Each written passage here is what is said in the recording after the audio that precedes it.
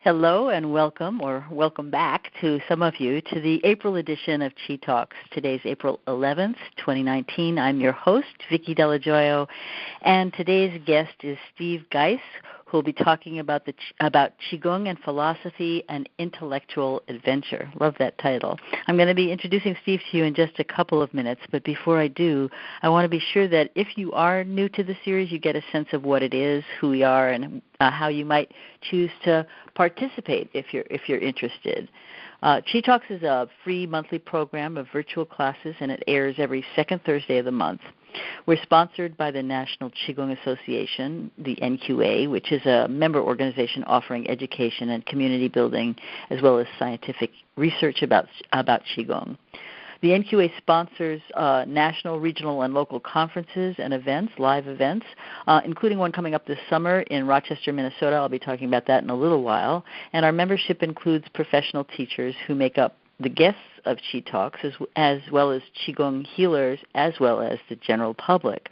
So every month we feature one of the organization's professional members who, and that allows us to kind of cover or offer a wide range of approaches and practices. At the same time, while all Chi Talks presenters are professional members of the NQA, I do need to mention that the views and opinions on this program are those of the guests and don't necessarily reflect any official policy, position, or endorsement of the National Qigong Association. Excuse me. Our program this evening is going to be part interview, and then we're going to open up the lines in a little while for Q&A. Speaking of which, you probably noticed that your line is currently muted, and we do this to protect the integrity of the sound quality. So but I always want to insist or add on that we value your questions, your experiences, your personal observations, your comments, anything that you have kind of going on in your mind stimulated by this conversation, and we're going to invite you to contribute to the community by participating in the discussion in just a little while. It's a way of kind of entering in with your voice into the Qi field that we're co-creating here. So the guidelines of how this all works so that you can actively participate are like this.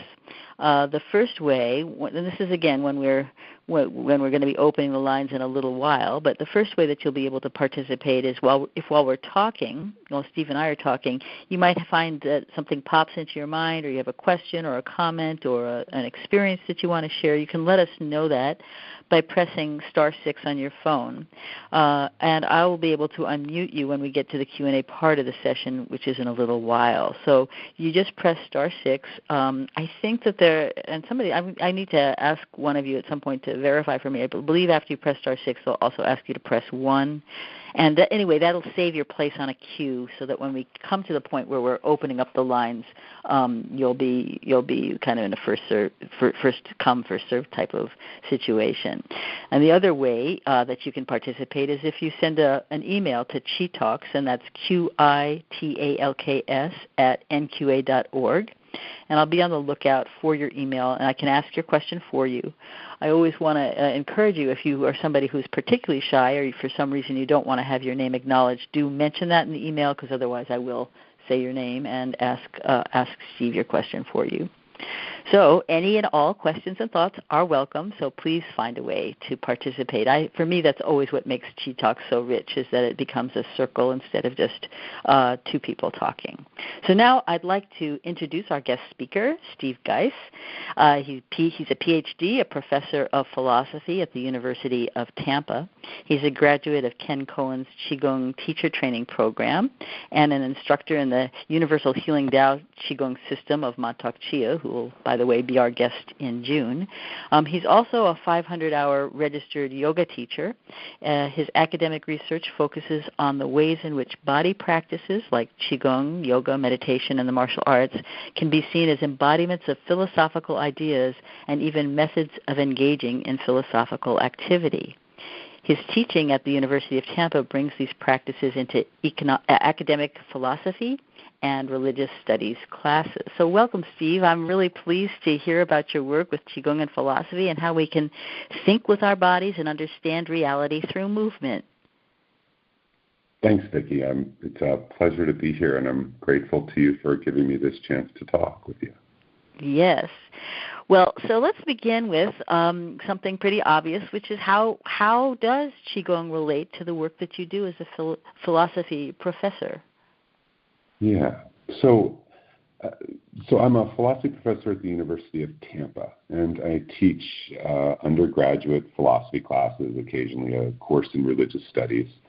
I started out my academic professional career interested in questions about what the mind is, what language is, and how mind connects up to world, kind of like pretty abstract questions and classical philosophical questions. And I was really interested in that for a long, long time. At a certain point, my interest shifted, and I started getting very interested in looking at Chinese philosophy. And so I spent a good chunk of years of my career both learning some Chinese language to be able to do that kind of work, but also doing comparative philosophy and looking at classical Taoist works, at classical Confucian stuff, and really trying to understand the world in ways that could be liberating in some way. And that was really, I enjoyed that work. I loved that work a lot.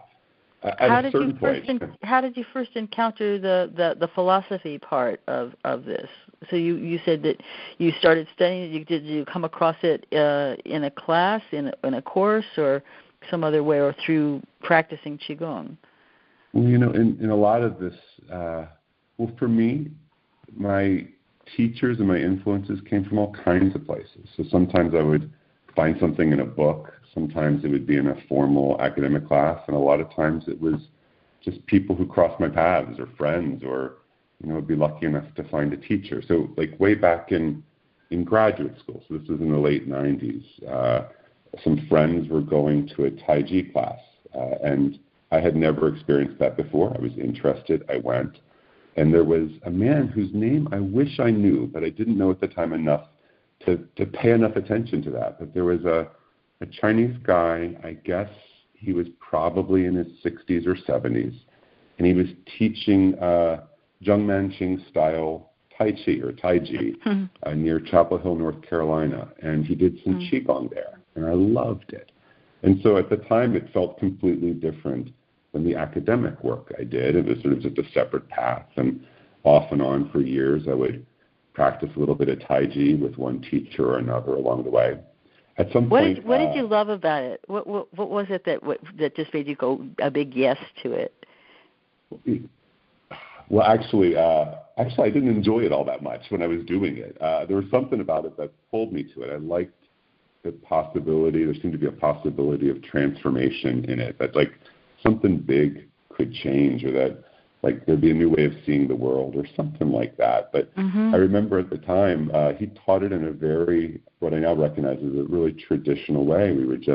He wouldn't tell us much. He would just have us do the small bit of movement over and over and over again. And so yes. I now know, like, wow, that was really good stuff. And actually I've crossed paths with somebody else who took classes with him in that same context at the community center all those years ago, and she doesn't know his name either, but we both realized that was really good stuff. Yeah, I remember. I actually studied Tai Chi Chuan, Zhengmanqing's short form as well, with somebody who had the same attitude, traditional attitude of not saying anything. And I remember him once saying, "When you're very old, you'll understand why." Yeah. Well, I'm really grateful to him, and I tried to look him up. I think he's probably gone now, but in any case, it was one of my teachers. At some point, I guess roughly 10 years ago, give or take, my professional career was such that I was looking at being tenured and getting a little bit more freedom. I wasn't very happy in my life for a variety of reasons. Things were going certain ways, and I was struggling.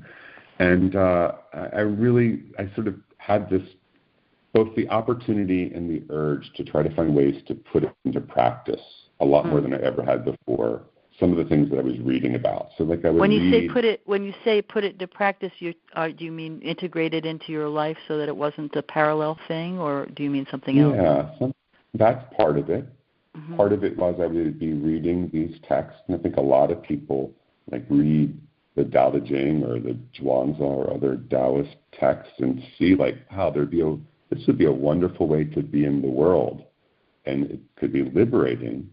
But like for me, reading it didn't do much good. Like I get glimpses of something, and so I sought out some teachers of Taoist body practice, and in other contexts, teachers of meditation practices, trying to find people who were putting into practice some of the stuff that I was reading about. I mean, I've had some experience before that. It wasn't that I'd never done practice, but I sort of had the opportunity to do it. And so I wound up going, I started doing Tai Chi with a local bunch of teachers. So at the time, I was doing stuff with the Taoist Tai Chi Society. I don't do their practices anymore, but I really learned a lot from them about how to learn. And then I wound up having an opportunity right as I was getting tenure to go to a workshop with Michael Wynn and learn some of Mantak Chia's style of Qigong and Taoist meditation. And I guess I thought I was going to go just to be able to say I did it. Maybe it kind of intellectually, like, oh, it'd be kind of good to know something about the practice. But part of me really wanted to be kind of thrown by it and transformed. And it was a beautiful thing. I really connected the way Michael Wynn was teaching stuff and the practices. I remember at a certain point in this first workshop, like at the time I was wary, maybe I wouldn't be able to get it, or I wouldn't be able to feel the chi, or these experiences people had. And Michael Wynn would have us go around the room and sort of share experiences after, bits of practice. And one time we were going around the room, we'd been doing it 3 or 4 days. I was loving it. And I remember, people were saying their experiences, and it just dawned on me. I was like, holy crap, you people are serious. You're like actually literally like feeling the chi, or you're not psychologizing this or like doing it as metaphor the way all my academic friends and colleagues I would have thought would have done this. And I remember Michael and some of the people were like, yeah, we're speaking literally about this stuff. And I remember sort of being jarred by it, but also thinking, well, damn, everybody here seems so much happier than the people are at any academic conference I go to. There's got to be something here, whatever it is. And so I've had lots of experiences like that, I guess, where, I've been lucky enough to find teachers or a community, and I imagine many people on this call are like that, where, wow, there's people with a practice and a way of being in the world that's really healing or really liberating or can help one be happy. And it felt very different than a lot of the other work I was doing. And so that's a piece of the story about how I got into starting to do this stuff. Yeah. So it's almost like it became. I'm trying to think. It's almost like you're saying it became more real because it wasn't just from the neck up, north of neck. That it was that you were seeing people in the context of that class literally shifting. It wasn't about it. It was actually living it. Yeah, that was a big part of it. And another part of it, though, for me, and this is I'm lucky enough to have had and to have some really wonderful different teachers. Like you mentioned, Mantak Chia's style of Qigong and the practices he teaches, and teachers in his community like Michael Wynn or Marie Favorito or other teachers, Stephen Tsai, other teachers I've had there. And I've had very different kind of practices in a different style of teaching that I was lucky enough to learn from with Ken Cohen. But one of the things that I got from Michael Wynn early on that I really appreciated was a kind of lightness about this stuff. That it didn't really matter if it's literally true, although I think he takes it to be literally true for sure. But what matters, does it work? And that's one of the things I try to convey when I share these practices with my students. Maybe you come to it and you treat this all as literally true, that there's these energy centers in the body, or that you're breathing in wood energy in your liver, or whatever it might be, right? Maybe we're talking about 5 elements, we're talking about yin and yang, we're talking about the energies of the directions. Or maybe just thinking in those terms and being open to it, right? If it's just a story, maybe that's what does the work for you. But what matters is, what's it do for you? Does it help you in your life? Does it have practical effects that make life better? Well, how has it changed you? How has it affected you in your life, both as a professor of, and I know you bring it into the classroom, so I want to ask about some of that as well, but how has it changed you as a person and also professionally?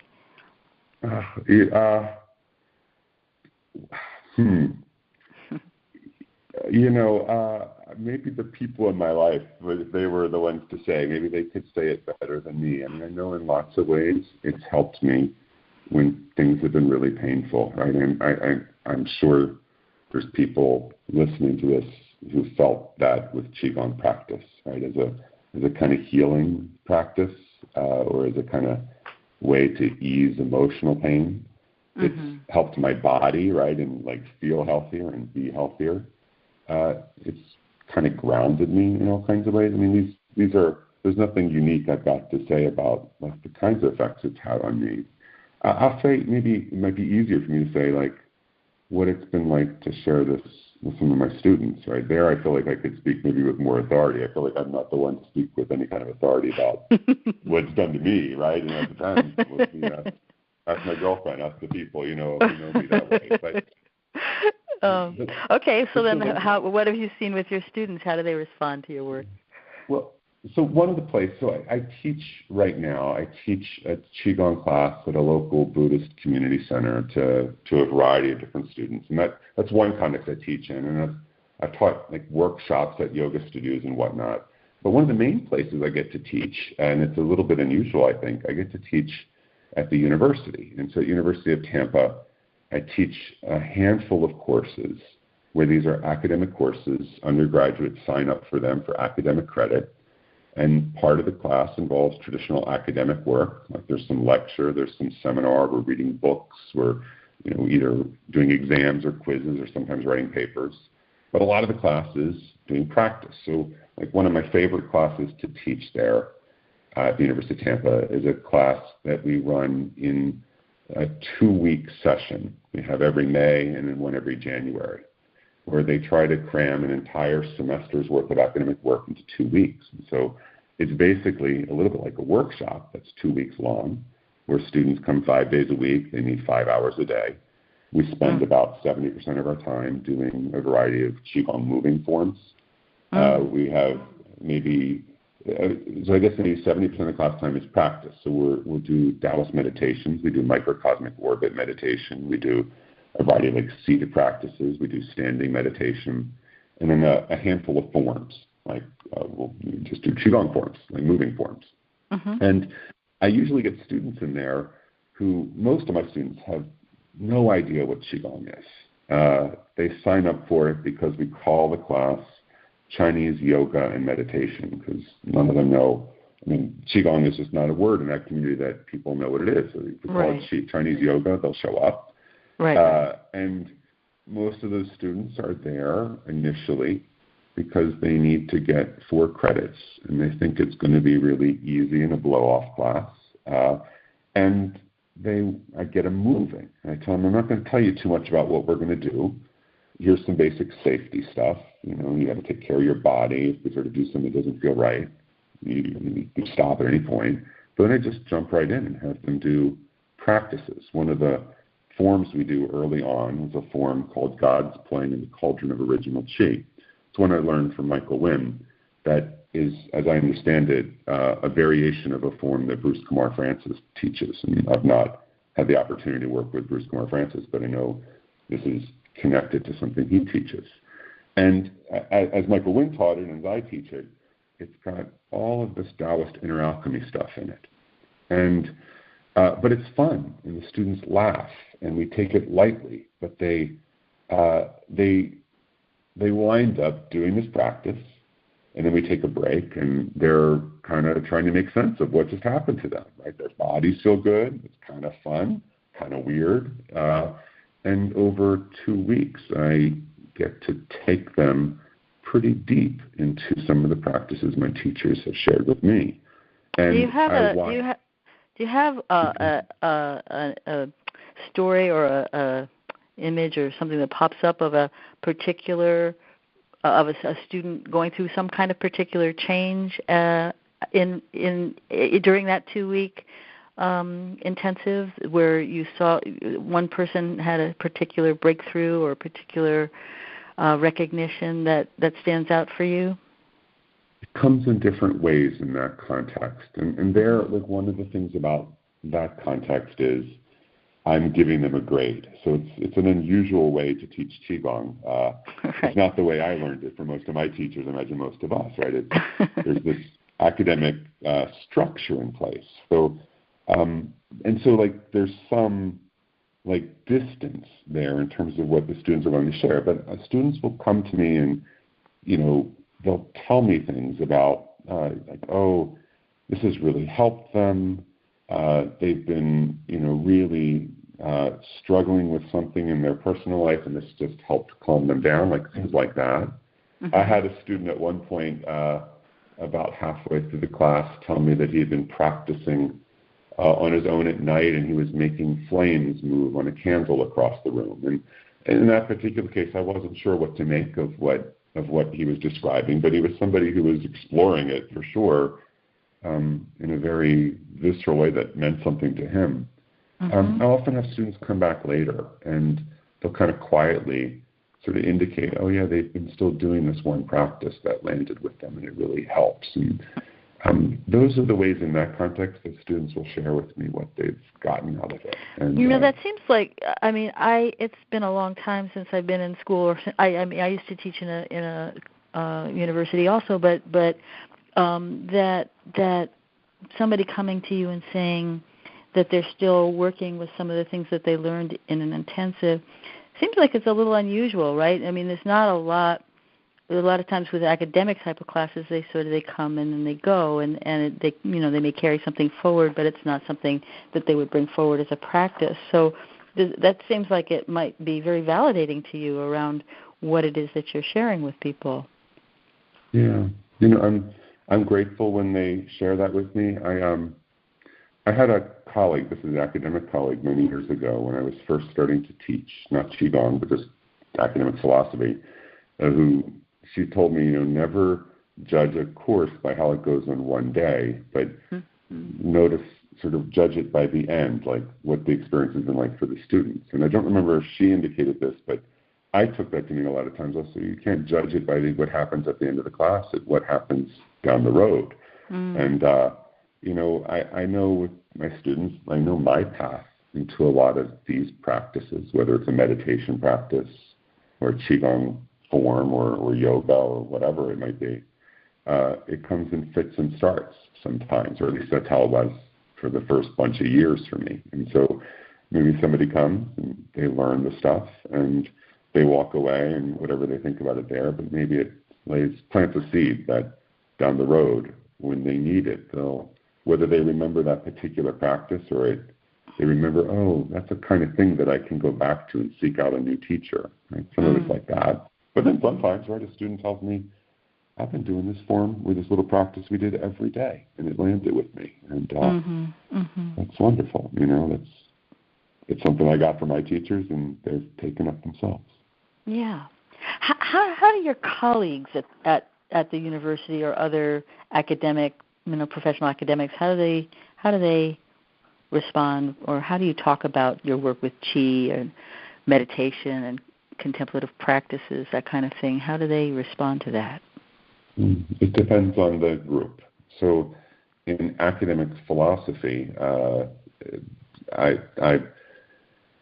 lot of people that I go and talk to at conferences and who are doing work on Chinese philosophy, for example, this is not something that they take, I guess, all that seriously. I mean, some of them do. Some of them have a kind of, you know, a little bit of maybe a martial arts practice of their own. But, and I know a couple who have a kind of serious Taoist meditation practice with a Taoist teacher. But for the most part, that the energy there, the kind of stuff they do is different, right? They're working with books, they're working with texts, they're doing really good, interesting work, but it's very, the work they're doing is not obviously embodied, right? It's mental work, and it's academic scholarly work, and it's great.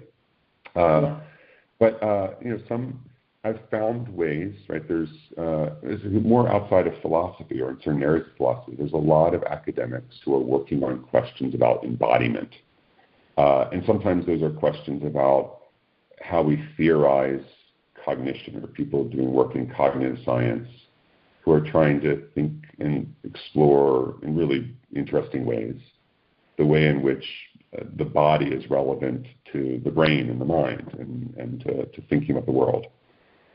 There's a handful of people in a variety of academic disciplines who are doing really good work about practice. So, for example, there's a younger scholar named Ben Spatz who works in an area called performance studies, who has a really wonderful book that came out, I think, in 2015 called What a Body Can Do.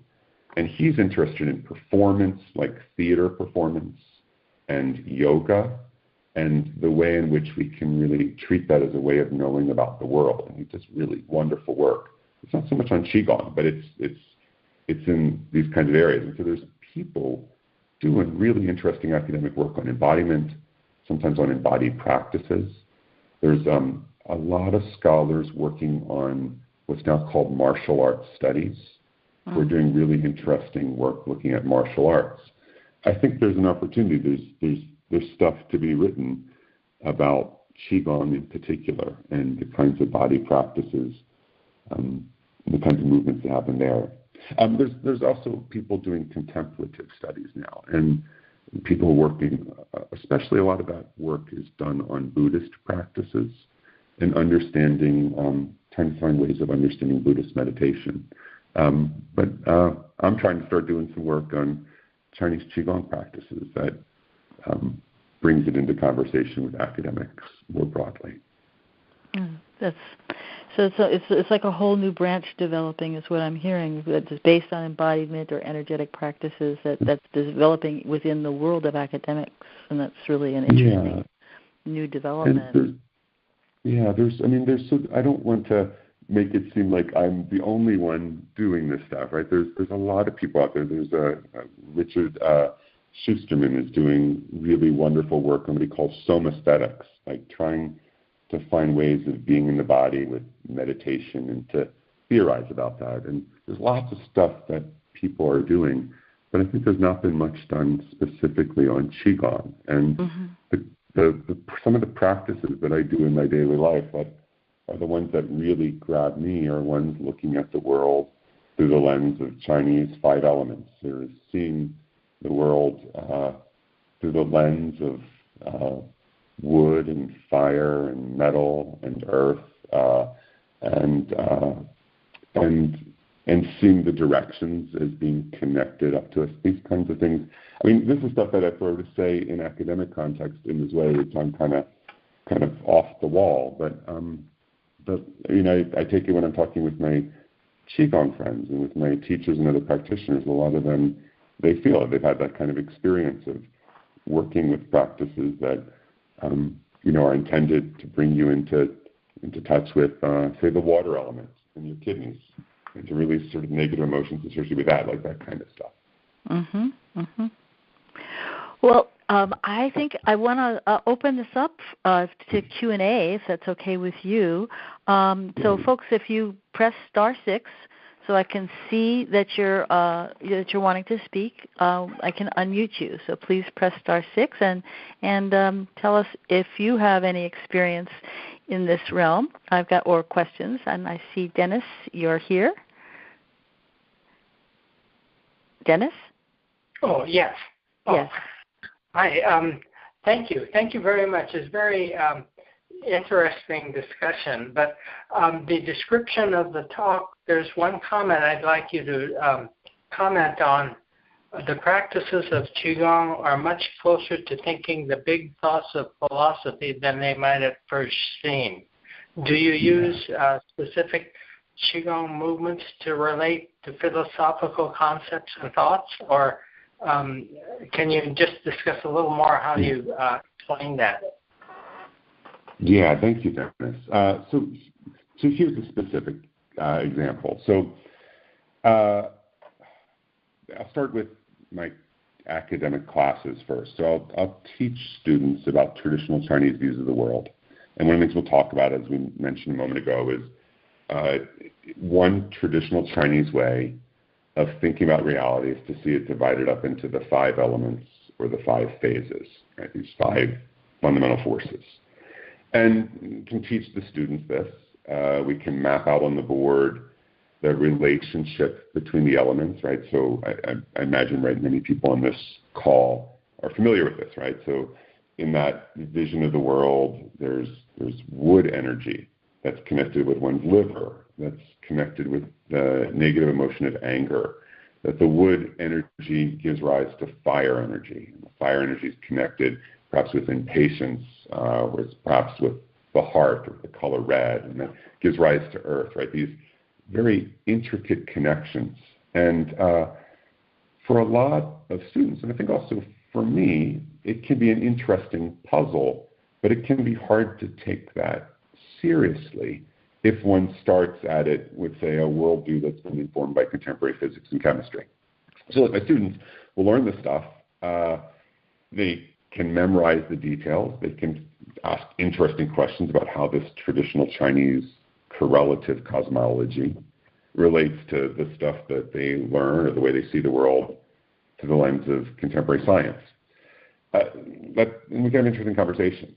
But when we do a particular meditation practice, so for example, one of the meditation practices that I'll teach my students is a practice called, it's the inner smile meditation that Mantak Chia teaches, where you look down at the body and you visualize the organs of the body in the colors that are supposed to be associated with them on the 5 elements theory.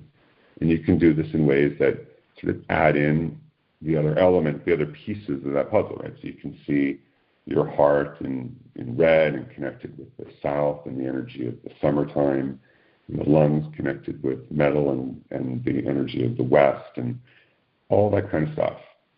When the students do that with their body and they practice it and take the time with it, it's like they're trying out the worldview. I mean, a lot of people will practice this stuff and just dive right in and see the world that way, and they'll believe it, and then that's why they do it.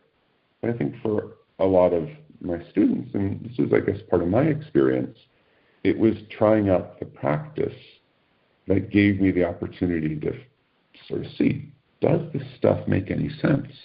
Does this stuff, do the theories behind this, what would that mean in a person's life? I can give another example that's a little bit different, but I don't want to. Is that sort of what you're asking about, Dennis? Does that give a piece of it? Yes. I'll give you another example. So this is, there's lots of different examples, but here's one that comes from another Mantak Chia practice. So there's a practice in Mantak Chia's universal healing Tao tradition called the fusion of 5 elements, and it's a beautiful, complex, seated meditation is one way of doing it. And you're visualizing the body with all these structures in it.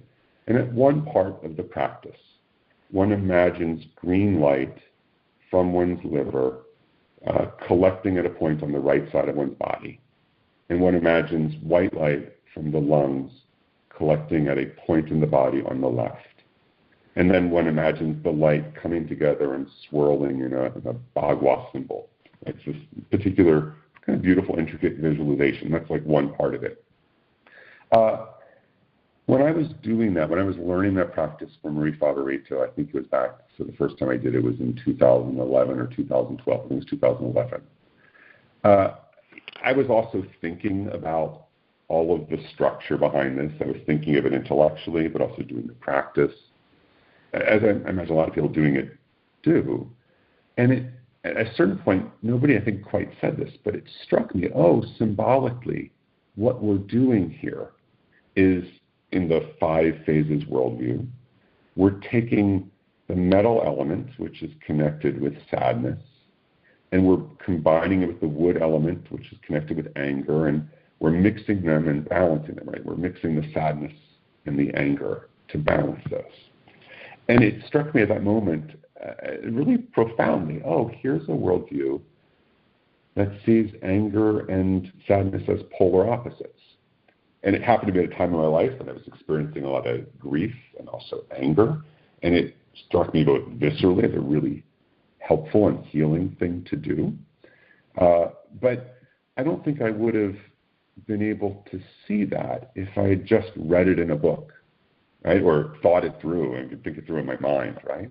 It was by practicing it and discovering this sort of hidden, it was to me, hidden structure of the symbolism in a way that really made me then go, I started noticing, like, moments that I would feel anger. Is that the flip side of sadness? Like, what is that? Does that help? And so that was the place where I think, that's psychological theory, maybe it's philosophical theory, it's metaphysics, it's a conception of the body, but it was a place where, here's some theory that, in my case, only by practicing it and working with it slowly did this piece come out in a way that, I felt like I got it. And I think there's lots of opportunities for that. I don't think I'm unique in that, right? But that's an example of sort of thinking with the body or thinking with practice over time. That's one of the things I'm really grateful for when it happens, but really interested in conveying to my students and thinking about in my work. Wow. Well, thank you. Thank you very much. It's a very difficult bunch of concepts and ideas that you put together and laid it out so articulately in a, so to speak, a logical manner. And I think what you just said is very, very difficult to explain. And what you did was explain it in a way that it's understandable. So, thank you very much. Thanks for your question, Dennis. So I'd like to remind you. I'm just going to remind people to press *6 if you'd like to ask a question or bring in some of your experience. And go ahead, Steve. What else did you want to say? I'll just add a piece to that story. So I learned this fusion of the 5 elements from Marie Favorito. This was in the mountains of North Carolina outside of Asheville, where I learned it from her back in 2011. And a couple months after that, I was sent by my university to do some teaching in China. And while I was there, I wound up having an opportunity to go to a place called the Zhongyue Miao, which is an old Taoist temple that's not far from the Shaolin Monastery, which is famous for its martial arts stuff. And while I was there weren't many tourists there the day I went. But there was a Dao Shi, or a Taoist priest or Taoist monk who was there. And my Chinese language ability, I was able to speak some Chinese with him. It's gotten a little bit rusty since then. But I said to him, okay, I've been doing this practice, and I didn't have all the vocabulary to describe it perfectly, but I described the fusion of the 5 elements practice. There's green light, and I pointed to this part of my body, and white light, and showed him where the red light would be, and the yellow, and I showed all the stuff. And he smiled. He said, I do that practice every morning. Actually, no, he said he did it every evening. And so it was one of those places where it was a beautiful moment of getting confirmation on the ground, as it were, from this Taoist priest in this old temple, that this other practice I was learning in a very different context, he recognized it and did it himself. Anyway, I just want to share that little anecdote with you. It's sort of it's one of the ways you're crossing over. You're sort of receiving from a cross-cultural perspective, and then it's giving back. So there's almost a reciprocity there between you, as you kind of recognize that you're doing the same practice. So again, please press *6 if you have a question or a comment or an experience or something that you'd like Steve to talk about further. And while we're waiting to see if anybody else would like to speak, let me just take a pause and talk a little bit about the National Qigong Association, who's responsible for sponsoring this evening for Qi Talks. The NQA is an important resource for Qigong, and it includes a lot of different branches of activity. Qi Talks is one thing that we do, but if you're not already on our email list, please go ahead and do join it, nqa.org, and you'll receive announcements about Chi Talks, but you'll also receive something called Chi Tips, which are monthly gems of information about Qigong. You'll get announcements about different types of conferences. They're, like I said, local and regional events that happen from time to time. So you'll see that as well. So do join us. Do check out that email list. The NQA is a community that includes diverse lineages, philosophies, and levels of experience and expertise. And given that Qigong, the word Qigong itself is a relatively recent umbrella term that covers a wide range of Qi practice, the NQA as an organization doesn't really follow or endorse a specific ideology as being the only way, but really what it does is it draws together and kind of cross-pollinates in some ways, or also just gathers under one roof individuals or schools who love Qi practice and want to basically share these arts with as many people as possible. So that's sort of what draws us all together. But when you talk to different people in the NQA, they will have gone down very, very diverse tracks of what their philosophy and lineage and belief system and how they work with their Qi, and all of that can be quite different, which makes it really fascinating, and there's a lot to learn. So whether you are, listeners, you are a long-term practitioner, or you're a professional, or you're just somebody who wants to learn more about energy and how it works, I'd like to invite you to consider not being just on our email list, but also becoming a member if you're not one already. It's a great way to gain access to information and resources, as well as become part of a growing community of people who want to empower themselves in their processes of healing and well-being. As a member, you get to have unlimited access to the archive of Chi Talks, and I think it's kind of an amazing repository of recordings. It's available only to members, and it's on a restricted page of the NQA website. So if you're somebody that you say you wanted to hear but you couldn't come on that Thursday evening, you can always go and listen to the recording. And for those of you who are members, I do encourage you to go ahead and access that library. There's a lot of different topics, people to listen to, and you can share it with your friends and so forth. So it's one of the benefits of being a member. Some examples of the teachers that we've hosted include Chungliang Ao Huang, who spoke about slowing down in a fast world, Daisy Lee talking about women in Qigong, Carrie Sherman, who spoke about Qigong and kids and how to bring Qigong to kids, really fascinating programs that she's developed for youth, Ming Tonggu on wisdom, Qigong, and sound healing, Sola La Towler talking about the Taoist roots of Qigong, Mike McComiskey, who did a wonderful program on Qigong as a spiritual practice, Bill Douglas, who created the World Tai Chi Qigong Day, talked about how we can transform our lives and our planet with Qigong. Christina Barea Young talked about compassion.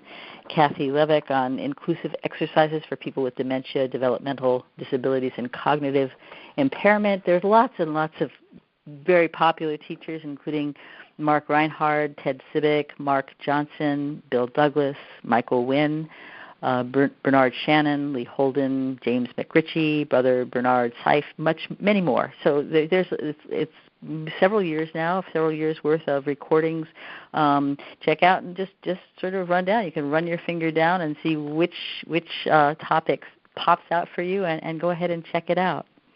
And if you're currently a professional member of the NQA, or you decide to join at that level, I want you to really seriously consider being a Chi Talks presenter yourself. We have openings coming up in 2020, and it's a great way to let people know about the kind of work that you're doing, what your take is on all of this energy work, and how you participate in the Chi field. So I'd love you to come on to the program. Members, regardless of what level you are on, receive a discount for the upcoming conference. It's this year in Rochester, Minnesota. It's June 14th to 16th. So that's another opportunity to gather and to experience the community that's the NQA. There are 3 levels of membership that you can join at. There's the general level, the practitioner level, the professional level. And ordinarily the annual fee for general members is only $45. For practitioners is $100, so that's the Qigong healers. And then for professionals, who are teaching Qigong, it's $150. But to thank you for joining us live this evening, we are offering a special $10 discount on any one of those levels. So whether you choose to be general practitioner or pro, this is an offer for you that's good just through Monday, April 15th. You can receive that discount by emailing us at info@nqa.org or by calling Allie at the home office. You can find the phone number on our website, nqa.org. When you call in, if you do call in or if you email Allie to let her know that you're renewing or joining as a member, be ready to give not just your name as somebody who participated on this call and heard this offer, but also the phone number that you called from, because she verifies that you are really here, and that's what makes you eligible for the offer. Now, I think that there was an early bird special going on also for members. I'm not 100% sure, but I'm pretty sure I saw something like that. So do check in to see if that early bird, because that might be an even better offer, a great time to jump in and join the membership. So, Steve, if people want to connect with you more and get more information or sort of see where you're going with your thoughts and as you travel through this kind of philosophical approach to Qigong, how can they stay connected with you? Yeah, so I have a handful of academic papers that are out there. If somebody's interested in finding any of that stuff, easiest thing to do is simply to email me at sgeisz@ut.edu. If you search my name, you'll find my academic University of Tampa page, got my email there. I also have a Facebook Qigong teacher page, just Steve Geist, Geisz. Qigong teacher page that's easy to find out there, where I post a few things right now about different workshops that I run, things like that. But I'd be happy to talk and communicate with anyone who's interested in any of the stuff or something to teach me or share with me, email or that Facebook page. I'll just say you were listing down all those teachers and all the people, some of the ones that you've interviewed on here before, and some of those are my teachers, some of those are people that I've learned from. My experiences, I've been lucky enough to learn some really wonderful stuff from some really, really good teachers. And, I appreciate you letting me share part of my path from working in sort of very abstract academic material and academic philosophy to trying to bring these body practices and these contemplative practices into conversation with philosophy. A lot of it's in the details, right? It takes a while to try to show how they fit, but I feel lucky to be able to do that work. Well, I think people who go to the University of Tampa are lucky to encounter you and to be able to have this level of. I think of it as very integrative, right? You're integrating part of where the mind goes, and as you're sort of traveling into the philosophy of different cultures, and then how do you embody that? I mean, I think that this is a richness that people are tapping into. Did you get any pushback? I mean, it sounds like your university's been very supportive. I mean, they sent you said, to some workshops in China. And was it something you had to kind of, what would I say, sort of massage them into, or is it something that was always something that's a liberal arts college and was interested in supporting you to do this? I feel really lucky. Sometimes my colleagues didn't have any clue what I was doing, and so I was able to get away with it by saying, I'm going to do this, but they didn't know what it was that I was writing to them. And so, I was honest and upfront about it, but sometimes they didn't realize, like, people who were making decisions might be, they were willing to trust me to do some good work, even if they didn't know exactly what it was. But, I know other colleagues at other universities who are trying to bring meditation into a classroom, or trying to bring yoga or Tai Chi practice, or things like Qigong. Sometimes they have to be really careful with it, or at least they feel like they have to be really careful with it. That the boundary, say, between bringing a spiritual or religious practice into an academic classroom might be one that raises some worries at their institution, things like that. I've been real lucky to be able to do it. And one of the things that I do with my students, we will do these practices. We'll be reading other stuff, but we often will get to a point in class where I'll ask them questions. This is the academic side of my work, but And I said, okay, we're learning these Taoist meditations that I've learned from these teachers. Are we doing religion in the classroom? Like, is this equivalent to, say, a teacher in a different academic class having you pray? And students will say different things, and then I'll get them to think critically about, like, what does this tell us about the boundary? Is this appropriate to be doing in an academic classroom? So I'm often the one trying to get my students to, like, ask critical questions. Well, is this legit for us to be doing here? And this become really good conversations. And I'll just say, like, I'm lucky enough to have colleagues and students in an institution that's willing to bring this, willing to let me bring this into the classroom. But I know a lot of other universities, it can be harder for a faculty member who wants to do that to be able to do it. Yeah, I imagine. We have another question here, or another statement here from Dan. Hi, Dan. Hi, thank you. I noticed that you're a graduate of Ken Cohen's teacher training, and I have a good friend who has also graduated from that, and I've taken some classes from him and found them very valuable. Can you give us one example of something from Ken Cohen's teaching that you bring into your classes? Yeah. So, well, I mean, there's a lot of practices that I've learned from Ken Cohen that really inform my own practice and want to share with students. Here, since we've been talking primarily about the university classes I teach, one of the things that I learned from Ken Cohen was I Chun, standing meditation. I mean, there's lots of forms of standing meditation, but the form that is from the tradition of I Chun, the martial art. And so I will do with my undergraduates short little sessions, like 5-minute sessions of standing meditation.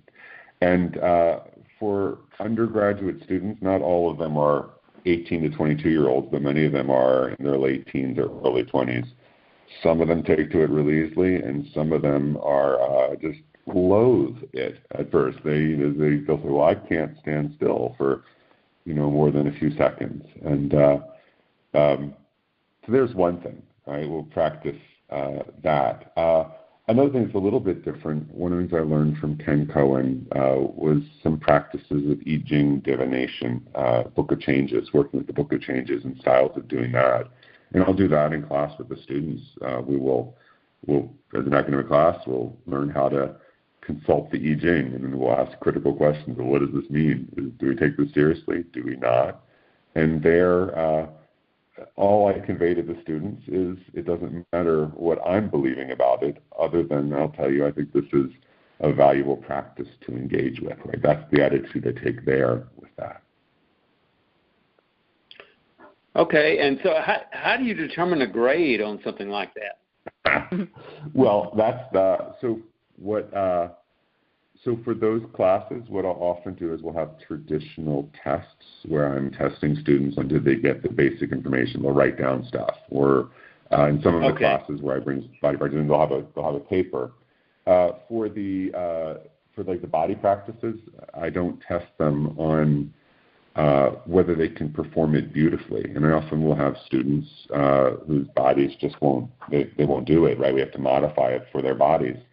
But I do ask them in the Qigong classes that I teach, they're often responsible for at least showing they know how to do the rough choreography of the form, and or that they can ask questions about it. So some of that is when I'm an academic professor, I'm a mean professor, and I try to at least pretend I'm tough.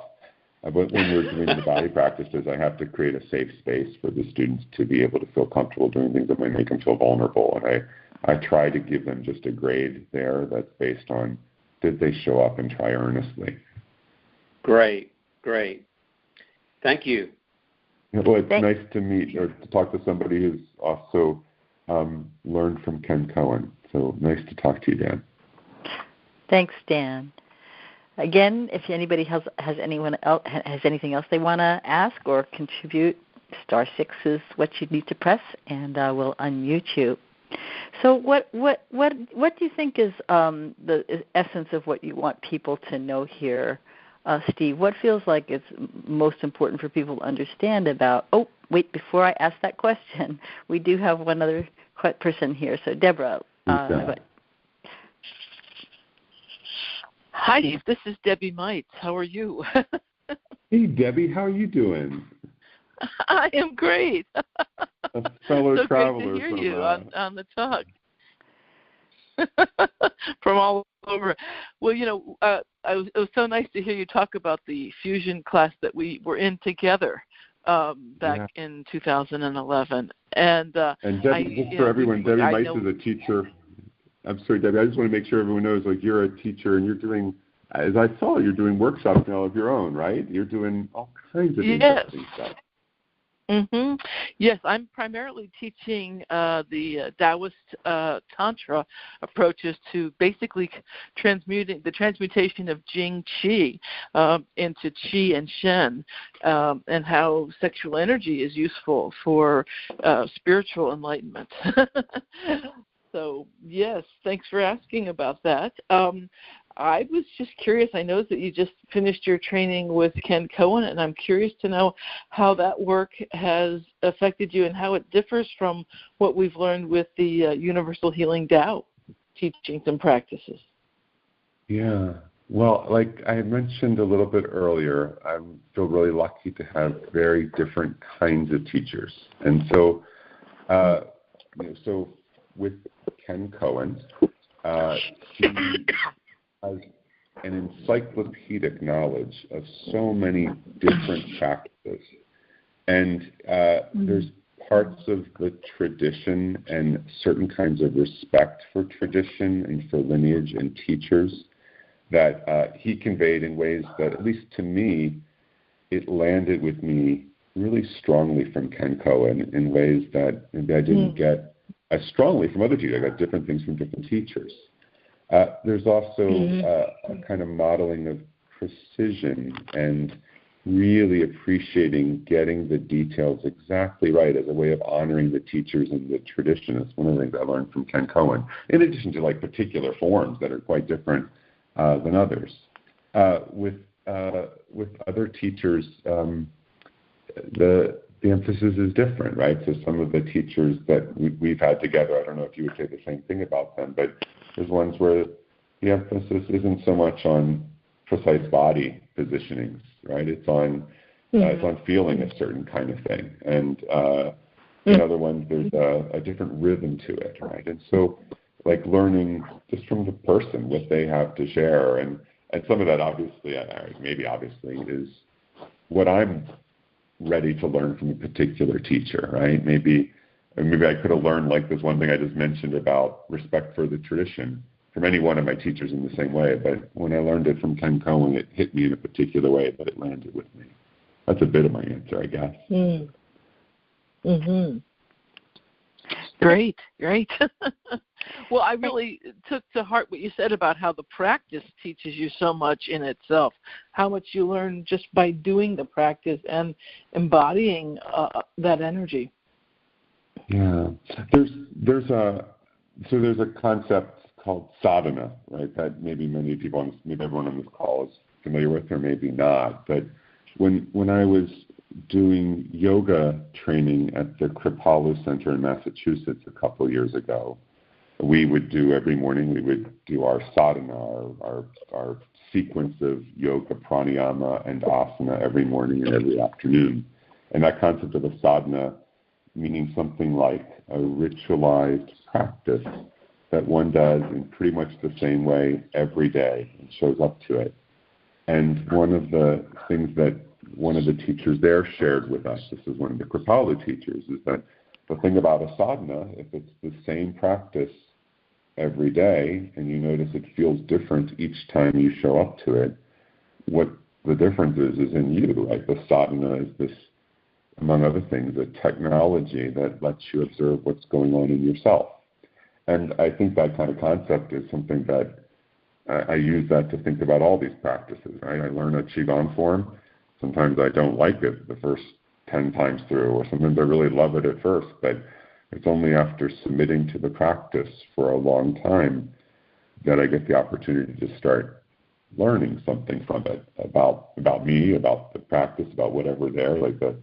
I mentioned a little bit ago, that fusion of 5 elements practice. It was only after doing it for a while that, this piece struck me. Here's some of the significance of it. So, I don't know, the showing up to practice and kind of submitting to it again and again is not a unique lesson. Lots of people know it, but it's something that... We're coming to the end of our time together, so thank you so much, Deborah, for chiming in. It's great to have your voice added. Did you have like 1 or 2 sentences left of what you want to say to people that you want them to understand or know about philosophy and Qigong? No, just thank you for everyone who was willing to listen a bit. And Vicki, thank you to you for having me here and giving me this chance to talk with you. It's a pleasure. Honored. I appreciate it. I also want to thank everyone, and you especially, Steve, for joining us for this round of Chi Talks. Next month, in May, our special guest will be Dr. Michael DiMolina, who's going to be speaking about the energy in your dreams, an exploration of energetic archetypes in the dream time. Michael is a PhD who has 30 years as a psychotherapist, trainer, and consultant, and who has dedicated his career to seeking out the most powerful methods of healing and transformation. He's lectured in over 60 cities as a certifying trainer with the Society of NLP and as a 20-year master trainer of EFT, and has taught thousands across North and South America. His background includes several years as chairman of the board of the National Qigong Association, after which he was selected as a national expert in Tai Chi by the University of Illinois Urbana-Champaign.